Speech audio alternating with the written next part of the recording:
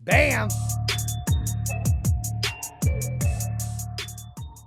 I'm Jayson Waller with the True Underdog Podcast, top 3 podcasts for motivational and entrepreneurial podcast. Listen, I have got a motivator on here. I'm talking inspirational, motivational, empowering, bringing the A game. I'm a huge fan. He's a motivational speaker and coach, and author of Laws of Success, and You've Got to Be Hungry and the Greatness Within You, and the host of the Les Brown Show, Mr. Les Brown, the motivator. How are you doing, baby? I'm blessed to be in the presence of greatness. Thank you so much for having me. And just thank you for doing the work that you're doing. You're bringing a message that gives people hope in a time that's needed now more than ever before. So God bless you. Oh, thank you so much. God bless you as well. I was telling you right before we started that I don't get in awe a lot. There are certain people I listen to and I'm like, oh, that was good. That was good. That gave me, that pushed me, that inspired me a little bit. But your stuff has always really made the goosebumps and the hair stand up. I'm getting jacked up. It's your voice, it's your conviction, and it's your message has always really made me excited. So I want to talk a little bit about your book first that you just came out with, your most recent book. Tell us what that's about. In order to make it in and out of the pandemic, you've got to be hungry. And what I mean by that things have changed dramatically. We have gone through a major disruption. And when there's a major disruption, we have to accommodate that. We have to transform ourselves. And we're living in a time where average is over. There's a book about that you have to get out of your head, get into your greatness, and go all in hard to pursue your dreams, to accomplish the things that you want to do with your life. So that's what it's about.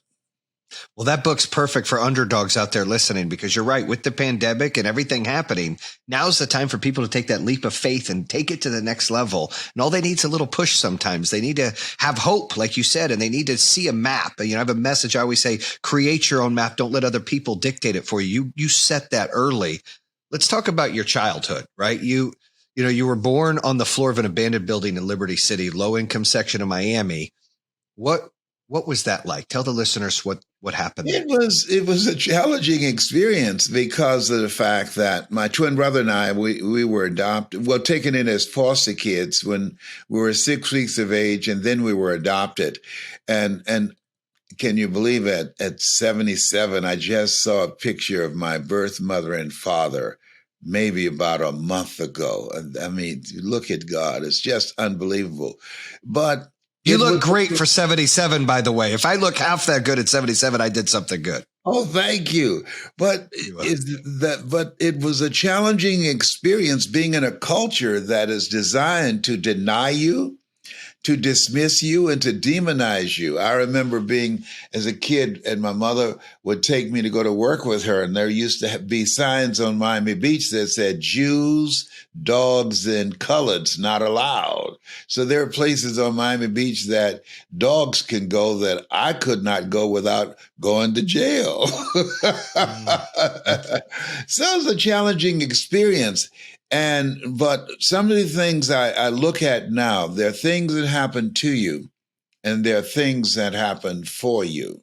And I think that everything that I've experienced has caused me to become the person that I am now. Not only being a foster kid, adopted, being labeled educable, mentally retarded, put back from the 5th grade to the 4th grade, failing again in the 8th grade, and no college training, and being in an industry that's designed to help people to live their dreams rather than their fears.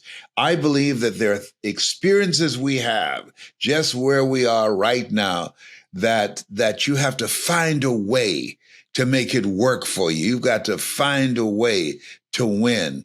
And people who have that kind of mindset, rather than surrendering to the thoughts of being a victim, those are the ones that are hungry. Yeah, well, I love people that want to be hungry, because it's important. You're right. You're either going to settle and just ride the wave, or you're going to be hungry and make disruption and take force and control of your life, which is exactly what you did. You had a lot of circumstances against you. And you still overcame all of that. I love to talk about mentors, right? We mentioned earlier, one of my mentors, David Meltzer's a good friend of both of ours, and he's such a good person. Who were some of your mentors as you elevated throughout your life and started empowering more people? Well, my mentor has been, his name is Mike Williams for the past 52 years. And he wrote a book called, I wrote the foreword for it, called The Road to Your Best Stuff, The Road to Your Best Stuff. And what a mentor does for you, as you are aware, a mentor takes you to a place in yourself that you can't go by yourself. I didn't know this Les Brown existed. You can't read the label when you're locked in the box.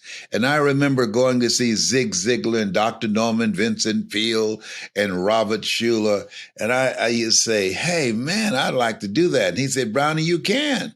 I said, but man, I don't have any college education. Who's going to pay me to come and speak for them? And I have no background in that area. And he said, Brownie, all of us are born the same way, dumb, naked, and speechless. You can learn. Oh my goodness, that's great. Naked and speechless. Well, listen, you also played a part in politics, right? I did some research here. I didn't know that part, but you ran for the election in the Ohio House of Representatives and won. What was that experience like? It was great. I passed 14 bills my first term, and it was an exciting experience because you get a chance to discover other abilities and talents that you have. The title of my book is You Got to Be Hungry, The Greatness Within to Win. I believe, Jayson, that we all have built-in greatness, but it requires that you put forth the effort, the focus, and the development of the greatness that's lying dormant in all of us so you can bring it out and manifest it in the next greatest version of yourself. So when I ran for the Ohio legislature and beat a 22-year incumbent, and I used my mother in the process because I didn't have the money, I didn't have the experience, I didn't have endorsements. And my mother, I asked her, I said, Mama, would you say something good for me? Because I just feel uncomfortable asking people to vote for me. And she said, Leslie, I don't have time for that kind of mess. I said, Mama, I'll give you $500. She said, okay, you better send it to Western Union. So I do her sweet spot. And I said, okay, Mama, don't talk long, just about 30 seconds. And she said, hello, this is Mrs. Mamie Brown. When I raised my boys, I raised them to be good boys. When they got out of hand, I beat their behinds. Please vote for my son. He's a good boy. Oh, I love it. And I won hands down. I got 26,000 votes to the incumbent's 3,000 votes. Look at that. You know, God is great, man. Things happen for a reason, obviously. Yeah, I want to talk about courage, right? You always talk about fear, talk about courage. But in 94, you were diagnosed with stage 4 prostate cancer. And although you were only given 2.5 years to live, you're here today at 77 years old, still preaching, still empowering, still inspiring and motivating people. Share that story with us. Well, I was very fortunate to have an oncologist who was an unusual guy. He said, Mr. Brown, your PSA, which stands for prostate specific antigen, is 2,400. I said, what does that mean? He said, 1 to 4 is normal. You have prostate cancer.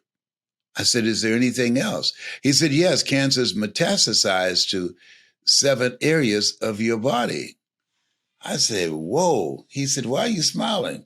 I said, 7 is my lucky number. I said, Joshua marched around the walls of Jericho 7 times. Naaman dipped himself in the river Jordan 7 times. I said, 7 is my lucky number. I was born February the 17th. I'm one of 7 children. He looked at his nurse and said, this is a strange one. I said, is there anything else? He said, yes. And you're ugly too. Oh. Ugly, did you? He said, yes, but you got this. He said, I never tell my patients that they're going to die. What I say is that my knowledge, my abilities, and my skills have terminated. Now You've got to turn to God. I determine the diagnosis. You and God determines the prognosis. And that was great because most people in a fearful situation, they forget everything and run. But as Ziegler would say, people who have faith, they face everything and rise. And so I left there with a heart full of faith, and faith not tested can't be trusted. And I'm still here because of God's grace and mercy. And that's a wonderful thing. That is a wonderful thing. And when you're talking about facing things, I think of the story I put in my book and podcast of the buffalo and the cow. You know, the buffalo, when a storm's coming, runs towards it to get it done fast, to deal with the problems.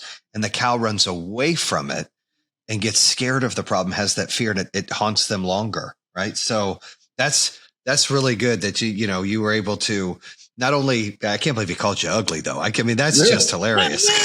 I mean, I said, man, I will sue you. Well, listen, the most recent book, The Greatness Within You, Believe in Yourself and Discover Your Potential. It's no coincidence that you've been labeled the motivator. You wanted better and you got it. What are the core principles in order to find greatness within you and how we can discover our true potential? To realize that we are more as you know, when you look at the play Lion King, Simba, you're more than that which you have become. Yeah. That what you do in your program is take people to a place in themselves that they can't go by themselves.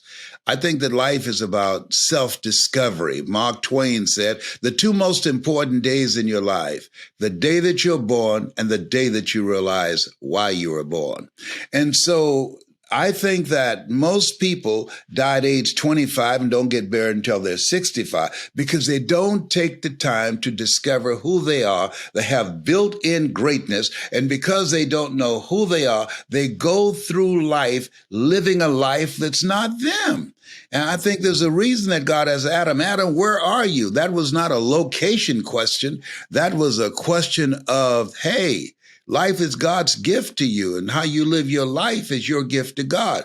That we have to assess ourselves where we are and realize that we were born with the power, with the authority and dominion to rule everything in our lives, to change everything in our lives, including our thinking, to invest in ourselves, the time and the energy to create a life that we want rather than accepting the life that we've been born into.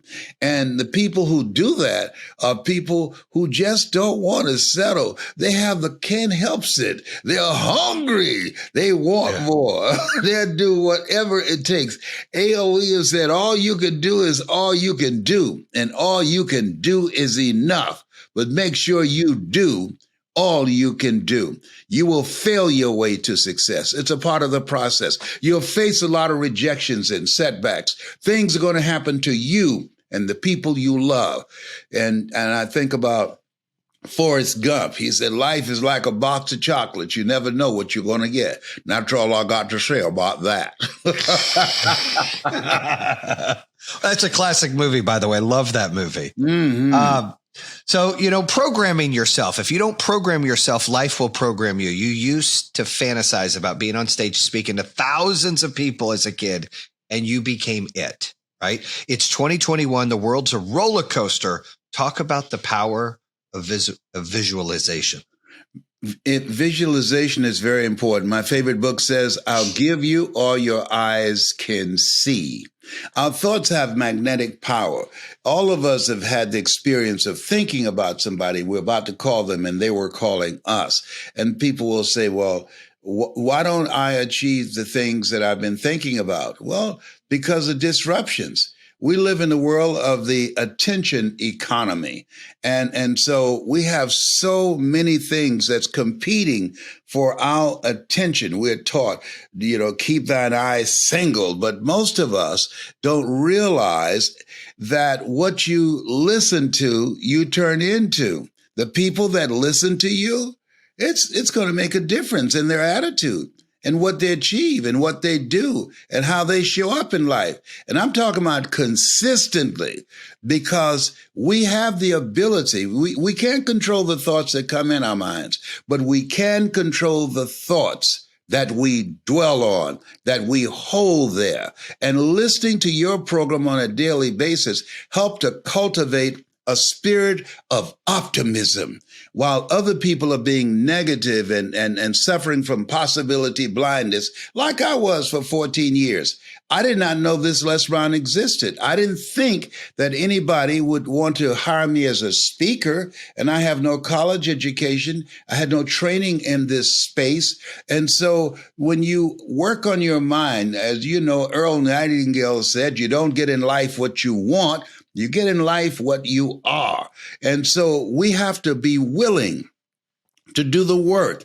I remember listening to an interview by Warren Buffett, and he was asked during the last not the pandemic, but the recession, what's the most important investment you can make? And here's a guy that has billions of dollars in the stock market, billions of dollars in real estate. And he said, the most important investment you can make is in yourself. And that's real. And most people don't do that. The average person spends more money on entertainment than on their personal growth and development. So this is a new space.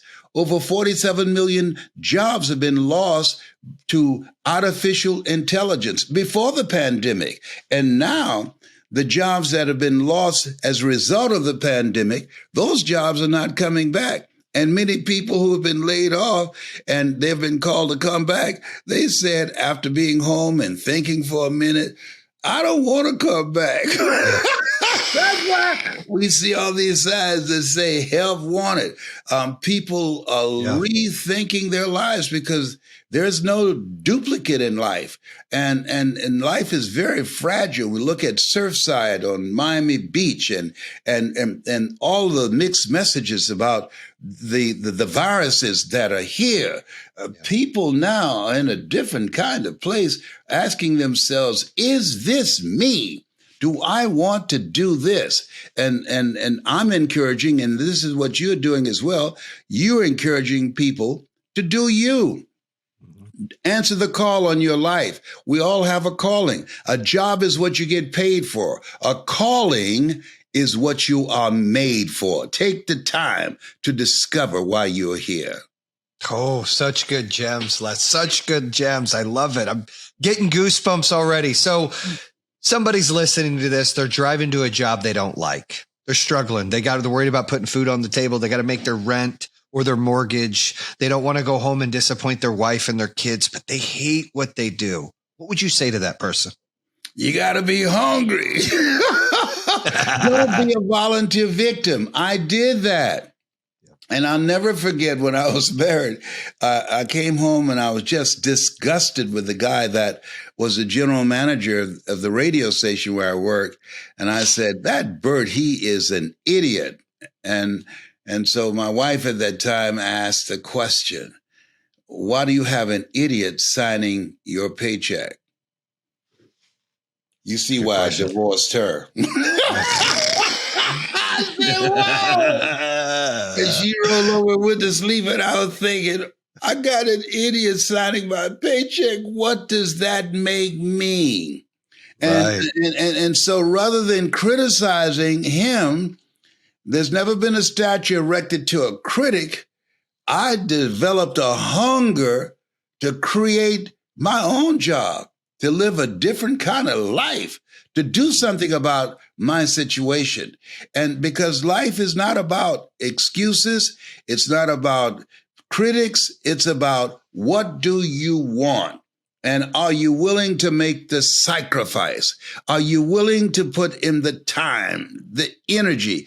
Are you willing to learn something new? If you're not willing to learn, no one can help you. But if you're willing to learn, no one can stop you. I disciplined myself to read 2 to 3 books a month. I remember listening to Brian Tracy. He said the average American reads 1 book a year. He said, if you discipline yourself to read one book a month. In 5 years, when the average American would have read 5 books, you would have read 60 books. That will make you an expert. Well, I decided to read 2 to 3 books a month. And as a result of that, I was able to carve out a new life for myself.